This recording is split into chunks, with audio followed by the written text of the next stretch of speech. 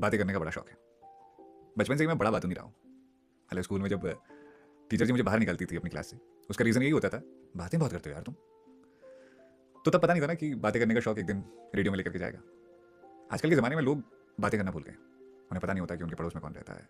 मोहल्ले भर में उनकी बातचीत शून्य के बराबर होती है। कहीं ना कहीं लोग अपने आप में रहने लगे। ऐसे में ज़रूरत है एक ऐसे शो की जहाँ बातें की जाए, जहाँ अपनापन बांटा जाए। भले ही मैं स्क्रीन के उस पार आपके पास नहीं पहुँच सकता, पर आवाज़ के साथ मैं आपके पास ज़रूर पहुँच जाऊँगा। तो आप जो काम कर रहे हो वो काम करते रहो, चाहे खाना पका रहे हो, चाहे ऑफिस से लौट रहे हो, कहीं जा रहे हो, किसी के साथ बैठे हो, बस थोड़ी सी आवाज़ बढ़ा दो। मैं बताता हूँ, मैं एक रेडियो जॉकी हूँ। रेडियो जॉकी वो होते हैं जो रेडियो पे बात करते हैं। अगर मैं अपने रेडियो के सफ़र की बात करूँ तो साल 2016 था, जब मैं थिएटर करते करते इस बारे में सोचने लगा कि अब ज़िंदगी में आगे क्या किया जाए।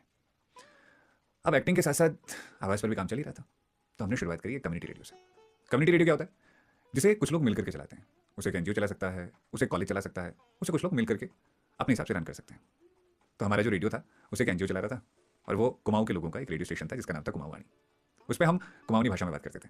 तो मैं जब उस रेडियो स्टेशन पे बोलता था ना, अब सुनना चाह रेडियो कुमाऊवाणी, मेरा नाम है पंकज जीना, यो अपन रेडियो अपन बात रेडियो, आज हम बात करो एक नई मुद्दा बारे में। तो हम कोई भी मुद्दा लेते थे, उसके बारे में बात करना शुरू कर देते थे।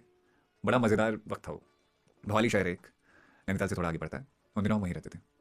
तो वहाँ से सुबह सुबह 3 बजे के टाइम पे जब अंधेरा हुआ करता था, मैं अपनी साइकिल लेकर निकल जाता था अपने रेडियो स्टेशन की ओर। तकरीबन 35-40 किलोमीटर का सफ़र साइकिल को धक्का देते हुए गुजरता था, क्योंकि ऊंचे पहाड़ थे।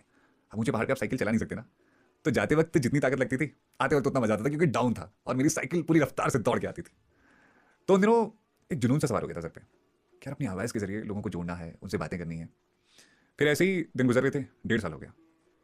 तो एक दिन ऐसा हुआ, रेड एफएम का नाम सुना होगा ना आपने, बजाते रहो। तो रेड एफएम के जो सीईओ हैं निशा नारायणन, उनके पति एक दिन ऐसे ही कार लेकर के घूम रहे थे, वो रेडियो ट्यून कर रहे थे। उन्होंने मेरी आवाज़ सुनी, उन्हें लगा यार इस लड़के में तो टैलेंट है, इसके साथ कुछ करना चाहिए। तो उन्होंने मेरा एक रिज्यूमे बनाया और निशा मैम को भेज दिया। निशा मैम ने मुझसे फ़ोन पे बात की और मैंने उनसे पहाड़ी में ही बात कर ली। तो कहने लगी चलो तुम दिल्ली आओ, मिलते हैं। तो दिल्ली जाकर मेरा इंटरव्यू हुआ और मेरी शुरुआत हो गई रेड एफएम दिल्ली से।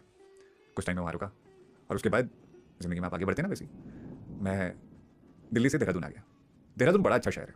एक तो वहाँ का मौसम दिल्ली की बजाय कम गर्म है, और दूसरा वहाँ से मसूरी भी पास है, ऋषिकेश भी पास है, पहाड़ भी पास है, और मैदान में तो वो है ही जुड़ा हुआ। तो मैं हर शनिवार इतवार ऋषिकेश चला जाता था या कभी कभी मसूरी चला जाता था। ऋषिकेश में गंगा किनारे बैठा रहता, वहीं मैंने पहली बार राफ्टिंग की थी। राफ्टिंग इतनी खूबसूरत चीज़ है, आपको ज़िंदगी में एक बार करनी चाहिए। तो एक लंबा सा ट्रैक था, बहती हुई नदी थी, हम कुछ दोस्त थे और हम चल दिए। उस वक्त अंदाज़ा नहीं था कि हमें कहाँ जाना है, बस चप्पू चल रहा था और नदी बहाई ले जा रही थी। एक जगह पर ऊंची लहर आई और हम सब नदी के अंदर। और फिर उसके बाद वापस से बोट पे आए। और जब एक बार होता है ना, उसमें आप ना अपना सर ऐसे नदी में रखते हो और बोट पे अपना शरीर रखते हो, तब ऐसा लगता है कि आप एक अलग दुनिया में हो। तो ऋषिकेश में तो ये वक्त बिताया मैंने। मसूरी पे मुझे इसलिए अच्छा लगता था क्योंकि पहाड़ थे पास में, और पहाड़ों के साथ अपना कनेक्शन बचपन से रहा है। मैं बचपन से पहाड़ों में रहा हूँ, तो मसूरी में हमेशा मुझे अपनापन नहीं लगता था। देहरादून में 1.5 साल लगभग बिताया मैंने, और उसके बाद मैंने एक दिन एक फिल्म देखी। फिल्म का नाम था मसान। विकी कौशल कमाल का काम कर रहे थे उस फिल्म में, और तभी से मुझे बनारस शहर से प्यार हो गया। मुझे लगा यार एक बार तो बनारस शहर जाना है। अच्छा, आप जो चीज़ सोचते हो ना वो आपके साथ होने लगती है। मेरे साथ वही हुआ।